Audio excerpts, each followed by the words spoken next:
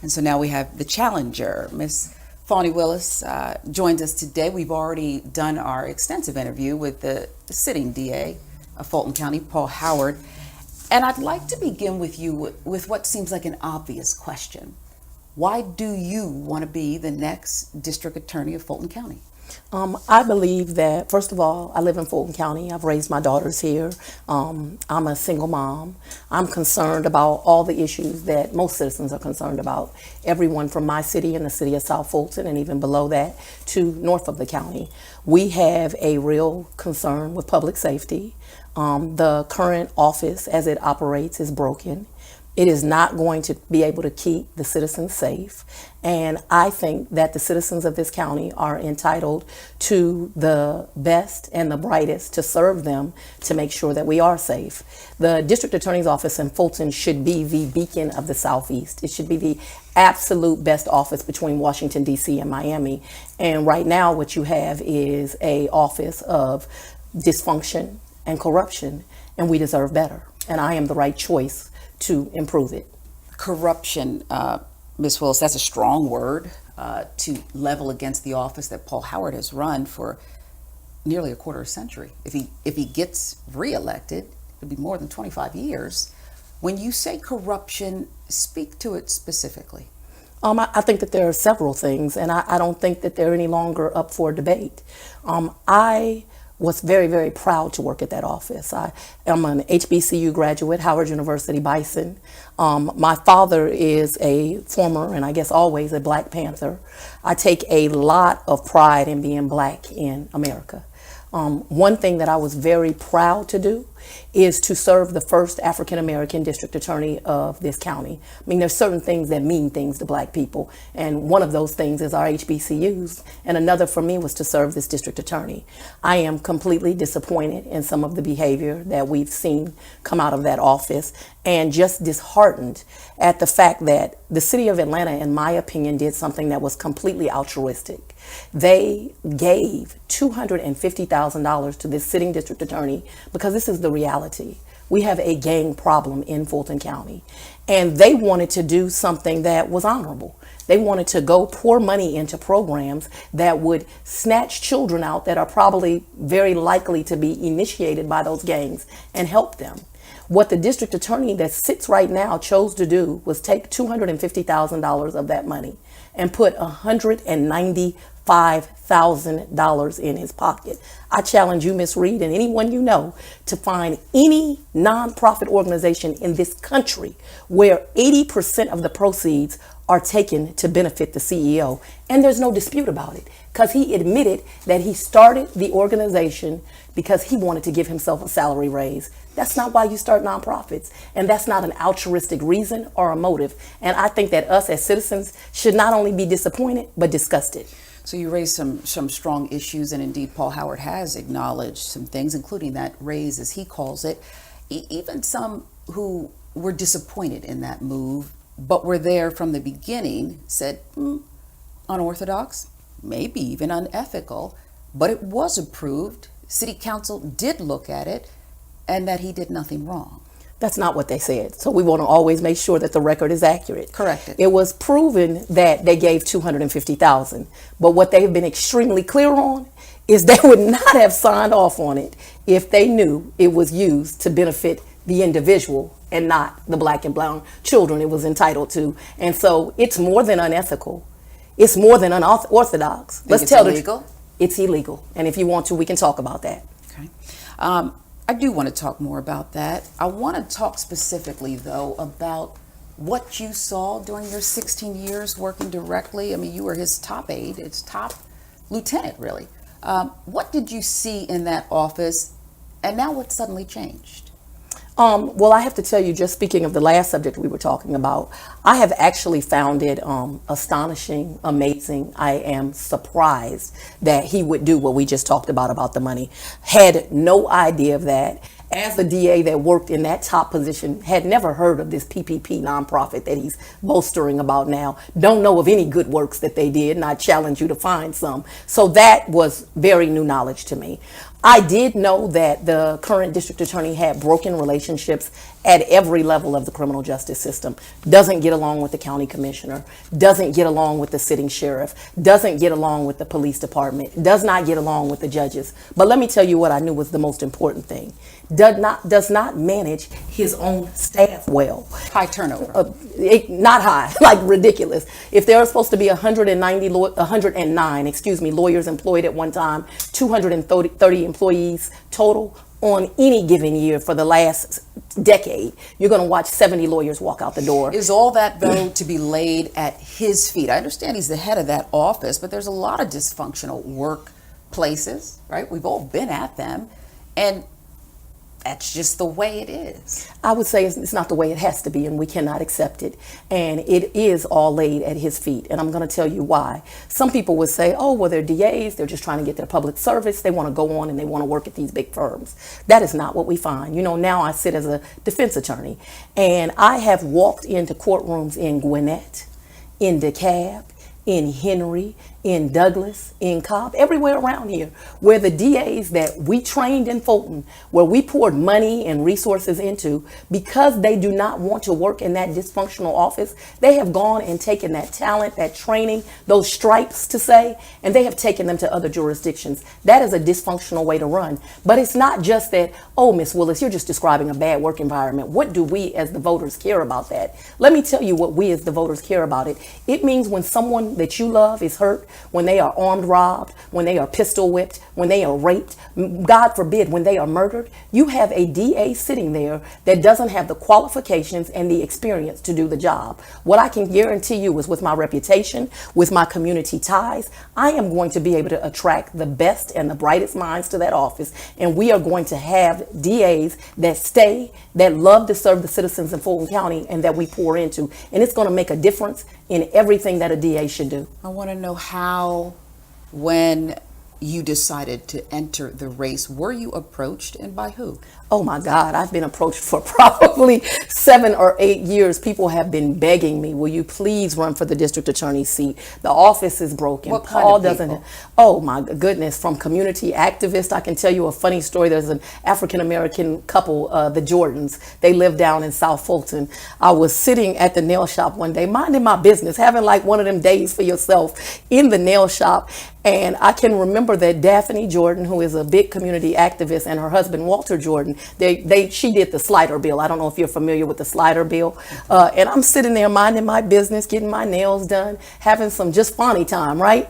And Daphne Jordan loud in the middle of the nail shop 3 years ago, girl, please run for DA. He is not doing anything about crime. He won't meet with us. He won't talk to us. Crime is out of control. Will you please run? You're the only one that has the experience and the talent. Those experiences, of course, I live in South Fulton. They came more from advocates in South Fulton. Those are the people that actually know me. But I have actually heard that lawyers in that office that sit there right now send me encouraging messages. Please take over. Please do something to correct this. Victims that I used to deal with. The plethora of people is a lot, but it has been people that are concerned about the way things are going. And I want to get back to others who may have asked you to jump in the race, but your own record. You prosecuted a lot of cases. You were there for a long time. Do you stand by each and every one of them? The tactics used? Oh, I stand by the cases that I individually had. I made decisions on those. I do stand by the cases that I was on, that I served on. I was there for 16 years, 4 months, and 4 days, but who's counting? And so when I was there for 16 years, 4 months, and 4 days, over 8 of that was spent doing just homicides and doing cold cases, which are typically homicides that usually have a sexual component. They can be difficult cases. You know, a lot of them were shaken baby cases. A lot of them were gunshot victims, stabbings, you name it. I've done it. I've tried well in excess of 100 cases as lead prosecutor. Do you remember your record? I did very well. I mean, I evaluated cases well and took them to trial. It would be in the 90 percentiles. I am a great trial lawyer, and that's made me a great supervisor and a great trainer, because not only am I compassionate towards victims, I'm compassionate about those I teach. I've been compassionate towards defendants. I have very good relationships with the defense bar, always reasonable, but always fighting for my victims. Even your critics would argue that when you stepped in front of a courtroom more often than not, Fani Willis was going to get a conviction. If she believed in something, if she charged and went through with it, there was going to be a conviction. There is one case that I know that you must hear about from time to time, the cheating scandal with APS, the teachers. You were the lead prosecutor. You went after them for racketeering, which some, particularly some in the black community, felt that was an overreach. There's been much talked about, written about your tactics, striking many black jurors, fish and grits, coded language, some would argue, that you said in front of a seated jury. Is there any regret about how you handled that? Because I know at the time you said this is about the children. And I still say that it is about the children. And I want to correct one thing that you said. I always, when I pick a jury, and that was no different for Atlanta Public Schools, make sure that I have a jury that is diverse. I have a theory that if you have a jury that is diverse, it keeps people honest. They don't go back there and talk about issues that have nothing to do with the case, but they will focus on the case. Do you remember the makeup of that jury? 6 African American, 6 Caucasians, everything from a high school diploma to a PhD. See, it's important that you get people from all walks of the society. And so I had 6 blacks and 6 whites. And so when the 12 people judged that case, they were from every section of our community and they were from those 2 racial makeups. And so that's the first thing I want to correct, because people will say those facts and not realize that they had a evenly split jury on there, and all of those people said that their children were hurt. If you're asking me if I was a sitting district attorney, would I have done that case in that way? I might not have decided to charge that case. I might have done something alternatively. But this is what I've been unapologetic for, and I have to tell you, it is something that has upset me. African American children were harmed. And I hear people that they want to talk about teachers, but they want to ignore that African American children were harmed. I have had too many of the black middle class come to me and say, them kids weren't going to be nothing anyway. They poor, they black, they didn't have any chances. What I can tell you is that children that don't get their education, they typically drop out at about the 10th grade. And by the time they are 17 or 18, they become defendants. It is one of the reasons that you will hear me when you talk about the things I'm going to do. I have this passion for youth programs and this passion for this pre-indictment diversion program, because I know our kids, they just got a raw deal. They never got the education that they were entitled. They never got what they deserved. And as a result, their options now are less. This is the reality. Most African American children aren't going to be professional football players, professional basketball players. Most people are going to get ahead just like you did and just like I did. And that's through education. And so I am very passionate about those children mattered. I fought for them, and I'll accept that criticism. Okay. But you would perhaps, if you were in the top spot, have approached the case differently. Because what you said makes sense, I think, to all people, not just black people. But were they overcharged? Was it overkill for many of these people who've never been in trouble in their lives? I think if people look at what the charges are, and if people really understand RICO, so when I say RICO to a layperson, they think my favorite book. They think The Godfather, right? They think The Godfather. They think that RICO is a mechanism used only for gangsters and mobsters. If people really understand what the racketeering charge is, it is most often used for corporations. And so the theory was that the Atlanta Public Schools was a corporation, and through the corporation they did false documents and false statements. That's the way it's actually typically used, probably about 60% of the time. 40% is this kind of notion that we think of that's sexy, right? The gangsters is sexy, the corporation ain't sexy at all. And so it was a tool to charge them with the crimes that they committed, which were the false documents, the false statements. I was never, and I don't sit here today, interested in one teacher or one educator going to jail. I don't think that's what is appropriate. I do think, though, as a kind of a city, we have to have an acknowledgement. Okay, some children were hurt, some wrong was done. How can we correct it, and how can we move on? I don't know, you're a little younger than me. I don't know if you've ever been in a relationship and some things went wrong. But if you've been in a relationship and things went wrong, before you can get past what went wrong, it's got to be, oh, I'm sorry I did this. this is how we get past it. This is how we get through it. And I think we need that as a city. It's accountability. Like, you got to have accountability. Like, babe, I need you to say you're sorry, not you didn't do it. And so until we can get to I'm sorry, we can't get to fixing it. And as soon as we get to that, I mean, I don't need them to go to jail. I just need us to acknowledge what I offered in that case is that for people to go through pretrial programs or once they were charged to have misdemeanors, guess what their community service was going to be? Give community service to get these kids on grade level. And so I would want something that you got to give back to who we hurt. And who we hurt in this is poor children. I am the person that went and sat on the couches of these mothers that did not have your education. They did not have my education. And they knew that they had been done wrong, but they didn't know I was their only resource to fight for them. So, I mean, if they criticize me for loving black and brown children, I got an undying love for black people, and I got an undying love for black children. Fish and grits, can you acknowledge the saying that in front of the jury? There was no evidence that there was fish and grits served? There was absolutely evidence. Was it coded? I don't think it was coded at all. I think that's what actually happened. That was evidence. I don't think it was coded at all. I think and if what you're talking about, for those viewers, most gonna know what it is, but they were actually taking the test out the building, going home on the weekends, having kind of like a fish and grits and changing answers. And the statistician will tell you it would take like 10 universes to get to the amount of wrong to right answers that were changed. And so it wasn't coded language. It wasn't meant to be racist. I didn't know that fish and grits to me sounds Southern. It doesn't sound black. I didn't even know people had taken that in that way, but not coded at all, factual. Paul Howard has his critics, you among them, of course, but he does have some accomplishments after 23 years in office, first black DA ever elected in Georgia. You acknowledge that. He led reform, creating that conviction integrity unit to review past sentences, reconsider others. 40 people he touts that he trained and they became judges, so feeders into the community, several jurisdictions. Diversity, I know there's issues with race, with gender, I should say, but diversity was something that he is very proud of in the office, including with LGBTQ and also decreasing violent crime. And you've spoken a lot to violent crime, but why shouldn't he?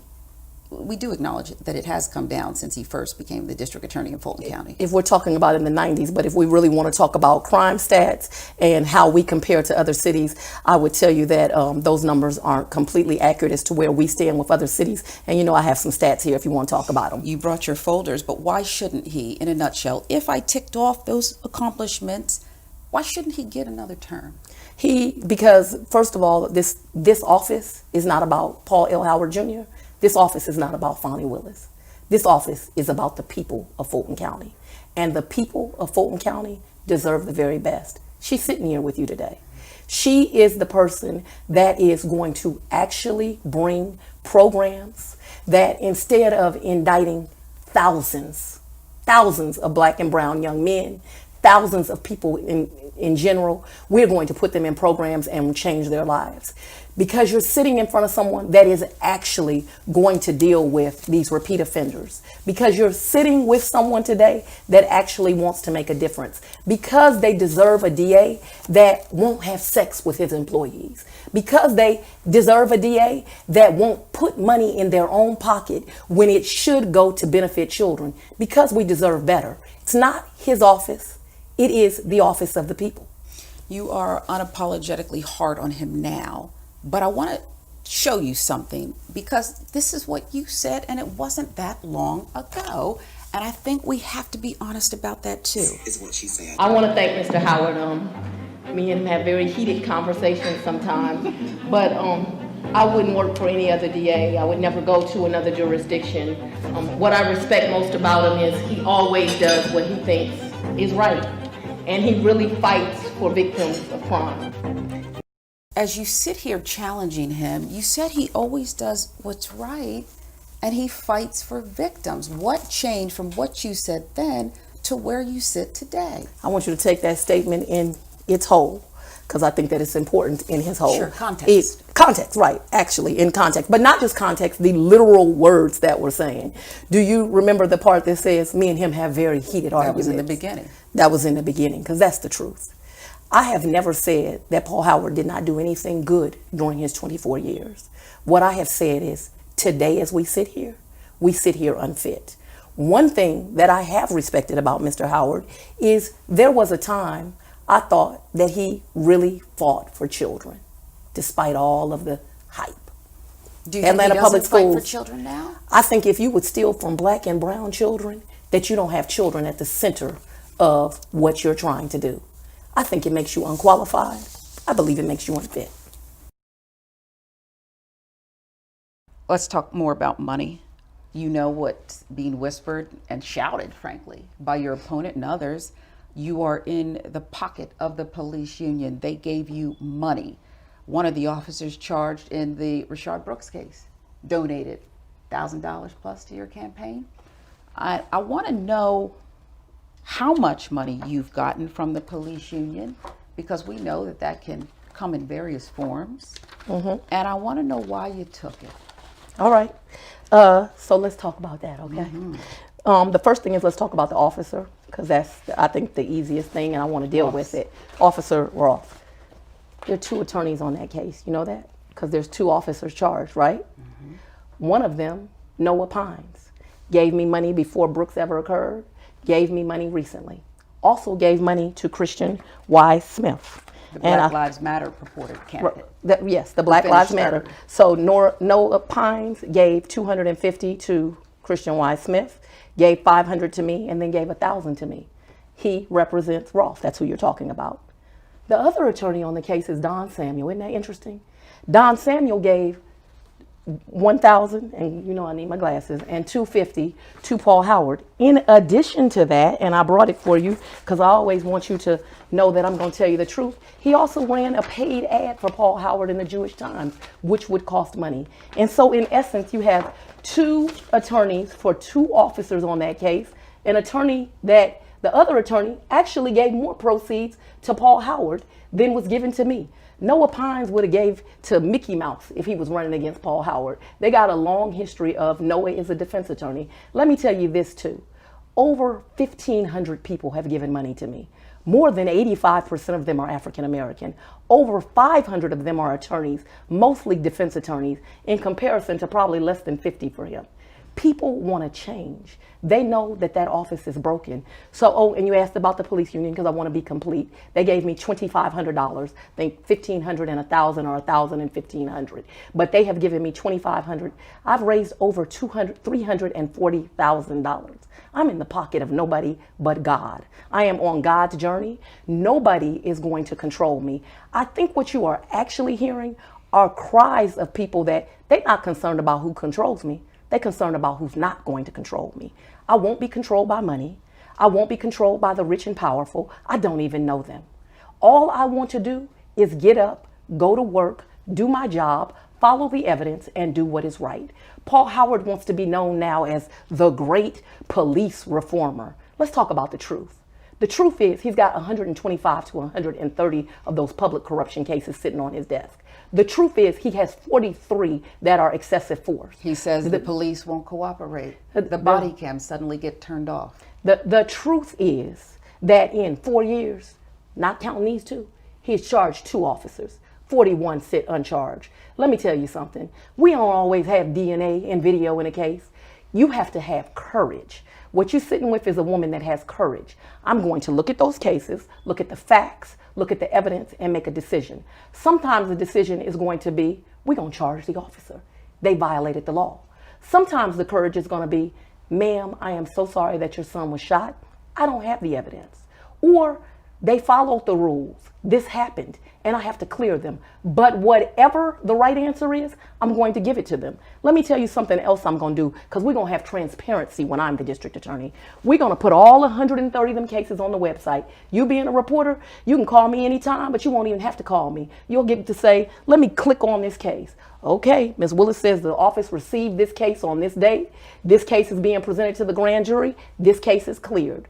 I'm also at grand juries when I do present cases, For those particular cases, I've committed, I am going to have a court reporter in the room so that those transcripts, after those cases are closed, can ultimately be given to the family and to citizens review boards. I'm not going to hide anything. And the truth of the matter is, I can assure you in 4 years, I'm going to likely charge many more than 2 police officers if you got 43 cases sitting on your desk. How many officers have you prosecuted? I was not in public integrity. Okay. Let's talk more about the money. Mary Norwood, has she raised money for you? She has definitely told people in her community. She does these like community newsletter things. I don't know how often she does them because I don't live in Buckhead, so I don't get them. Every now and then somebody will forward one to me. But she has definitely told people in Buckhead that Paul Howard, interestingly enough, I did not meet Mary Norwood until after I got in the race. You want to know how I met her? Daphne Jordan. After I got into the race and had qualified, Daphne Jordan introduced me to a lady named Amber Connor, who kind of has this victims group in East Atlanta, and to Mary Norwood. She said, now that you're running, they've already talked to Christian Wise Smith. I want them to meet you. I think that you're the most qualified. I want them to meet you. I met with them for about 15 minutes. She asked me, what have you done? I said, well, I've been a lawyer for 24 years. I've been a criminal defense lawyer. I have served as a sitting judge. I've tried hundreds of cases. She said, oh my God, your experience is amazing. Yes, I hope Amber will meet you and support you. Amber asked me basically those same kind of questions. They both came on and supported me.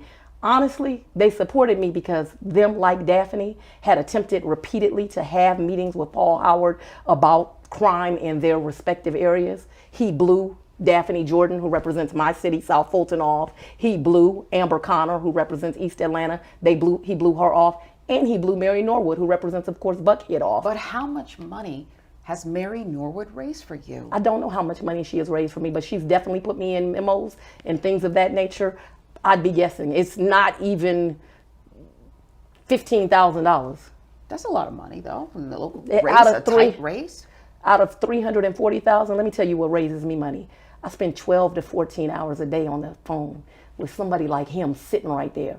Call again, call again, call again. I call lawyers 9, 10, 12 times. Can you please support me? Now, I'm not saying I get them on the phone 9, 10, 12 times, but I literally, right, because they might call me for harassing. Some of them probably do say I'm harassing them, but I call people literally 12, 15 times, leaving a message call back, because I assume you ain't get my call because you would have called me back if you got it, right? So I always make the assumption that you didn't get it, and I call back again. When I say I do that 4 and 5 days a week, I hate it.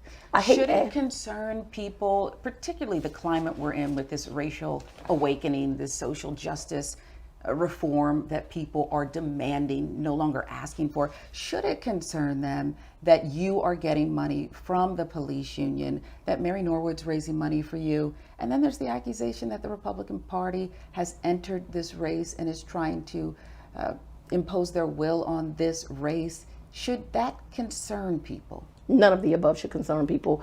I am an independent thinker. I am going to make decisions based on the facts and the law. There is no one that controls me. I have a list here for you. I have over 20 elected Democratic officials who endorse me. I'm going to tell you why. They are concerned about this seat. They are concerned that us as Democrats will lose this seat. So it should not concern me. The police union never asked for anything.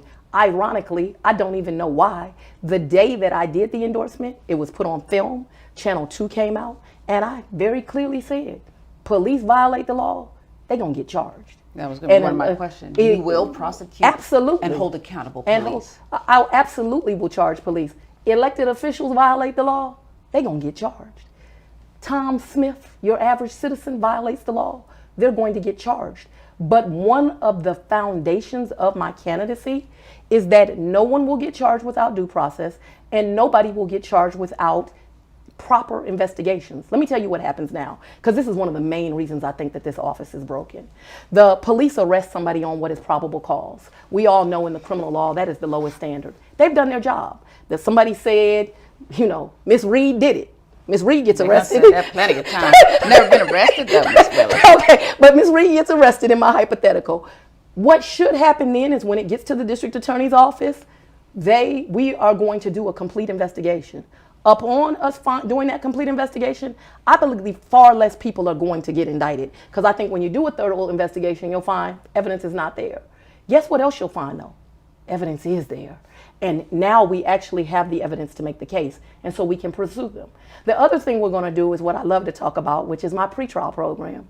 Okay, Ms. Reed. Like a diversion? It's a diversion program, but it's very important. Right now, we do not have a diversion program before indictment. So we charge everybody. We put that scarlet letter on everybody. This will be done. There will be no indictment drawn. You'll be required to go do community service, maybe get your GED. It'll be customized because the whole idea is that we don't treat people like widgets. And so we will put them in that program because Ms. Reed did what they said she did. But we think if she do a little community service, maybe take a theft prevention class, she'll see the error of her ways. And we want her to be able to get those student loans. We want her to be able to get a job. We want her to be a productive member of society. A lot of activist groups, they've been asking for that. They do want that. Oh, absolutely. I think that we should, and look, this is what's so sad. You know, Cobb has it. And a lot of the surrounding jurisdictions. And so I wish I could say this is Miss Willis's brainchild, but it is something that all these other jurisdictions use. Why don't we use it? Did you call for that during your 16 years? No, I did not call for a pre-indictment diversion program. We had diversion after the fact. Part of it has been as I've been out here as a defense attorney. I was a defense attorney in the beginning of my career for 4 years. I'm old now. And now again at the 2 years. And when I would have clients and represent them, I started to learn, wait a minute, this is a great option. Well, I evolved in a lot of ways, but that was a way that something I didn't know, that people were doing diversions pre-indictment. I was like, why aren't we doing this in Fulton? But I evolved in a lot of ways, representing people. One thing that has really impacted me is I was a defense attorney early on, but now going to prisons, visiting my clients, seeing how many of people that look like me and you are in there, we've got to change something. The way we're doing business, it ain't working. At some point you got to say, this is not working. Our crime is up. We've got too many kids that we could be putting through the school system, doing good things, sending them to trade schools. We can make a difference. This office can impact lives. And when I'm elected, we're going to impact lives. Some would argue that the district attorney is perhaps the key to everything, that office. You decide, you have the power to charge, not to charge. I want to ask you about those 6 officers. The taser was used on the 2 college students during the George Floyd protests here in Atlanta. They were charged quickly. You've been critical. What would you have done? Oh, what I would definitely do differently is I think police officers should be treated like all of the other citizens. Now, obviously, I'm at a great disadvantage. I don't have access to all of the evidence even the district attorney has. I don't believe the GBI has completed their investigation. I would wait and have both investigations. I'm so happy you brought this subject up, though. It's something else I want to make sure that I leave you with. The district attorney on both the Rayshard Brooks case and those 6 officers' cases, he held this show. That's what I call it, girl, the show. The show was this press conference he did. It is in one of those basic, I'm sure in journalism you learn some just basic things. You're not allowed to do this. He violated Rule 3.6 and 3.8, which basically says you can't disparage a defendant to the point that they can't get a fair trial. As a result of him doing that, watch what's going to happen. They're going to move to have him recused from ever being able to try that case. Worse, we'll probably have jurisdiction changed from this jurisdiction to Griffin or somewhere else. I pushed back. I asked Paul Howard, who was sitting right where you are, about that 20-minute live show, international, really, press conference. He had exhibits. He had victims present. It was so improper.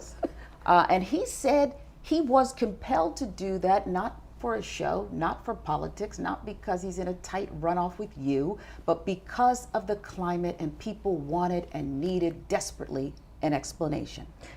You should have asked him. Was you compelled on him 43? Was you compelled on Jamarian Robinson's mama, who'd been waiting since 2016? You have a child, I saw her. Can you imagine sitting waiting on an answer for 4 years? The answer may be that you're not going to charge, but you deserve the answer. If you feel compelled when there's no lights, no camera, no action. Feel compelled every time. I, as the district attorney, am going to feel compelled to get those mothers' closures, to get those police officers' closures every time. I don't care if the world is watching. I'm going to do it because it's the right thing to do. And, I've had people tell me, Fani, probably going to go through, you're going to end up charging a lot of cops. You'll only be the DA for 1 term. I said, guess what? For 1 term, we'll do what's right. You mentioned Rayshard Brooks, shot in the back. There was a struggle before for a taser, non-lethal. There were some issues since Paul Howard did call it a lethal weapon not too long ago, but not non-lethal. Shot in the back, charged quickly. You have concerns about that, though some of your critics would say, look, we just talked about this. As an everyday citizen, happens every single day. Quickly charged, up against it. Why should it, as we talk about this awakening in America and the demands, why should it be any different for police officers? Just because they're crying now. So let me tell you what I tell to them. I don't believe, I've lost someone to homicide. It's a very painful thing. I know as the family who loses somebody, what you don't want is an arrest warrant, which that's all we got, is an arrest warrant. What you want is closure and a conviction. Paul Howard, via that press conference, Paul Howard, via these illegal subpoenas he can't justify, Paul Howard has done nothing but assure that it is more difficult to get the family the indictment, because that's the first thing they want, right? They want an indictment. You couldn't even go to a grand jury right now. The next thing they want is an actual conviction. And the absolute best way to do that is to take your time and do it right. If you've ever been in a fight, you don't let somebody hit you. Right after he does this little song and dance, ABC News runs a witness that says, oh no, I saw the officers, they were doing this, that, and the third, they was helping them, they was giving, and I said, oh my God, why had he not interviewed everybody so he could do it right, so the Brooks family and those beautiful little girls could get the justice that they want? See, I don't have a problem with charging officers. I have a problem with, my daddy would say, half doing it. I'm not going to half do it. We're going to do it correct. We're going to do it correct the first time, and we're going to ensure that people actually get the justice they deserve and they're demanding. I'm sorry, by the way, that you lost someone to homicide, because you joined so many other people who have to deal with that pain and indeed, as you indicated, not the closure that they deserve. So we know you have your daddy's vote, right? He's going to vote for you.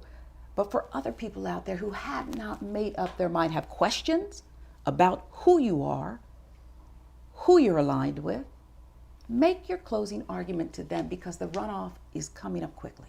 My closing argument to them would be that it's time that you have a district attorney with integrity. It is time that our community get real programs that they deserve, that can really get the youth and even older people that make a mistake back into society, and that we don't just charge people like widgets. It is time for a change. Paul Howard is set in that seat for 24 years. He is not going to do anything different. And further, it's really a choice between myself and a Kemp appointment. There is no way that a district attorney can sit there that has admitted to committing a crime and the AG's office not charge them and they be removed. If we lose this seat, the Republicans, the actual Republicans, will have this seat for 2 years, and we will lose the ability to move forward, to actually keep this seat. I am in the hands of nobody. I am on God's journey. I plan to do the work of the citizens of Fulton County, to keep everyone safe, to represent everyone, and to make sure that those that break the law, whether they are a police officer, whether they are an elected official, or whether they are the person that kicks in your door, that they are prosecuted, that they are held accountable, and that we as a society are safe. Okay. Fani Willis.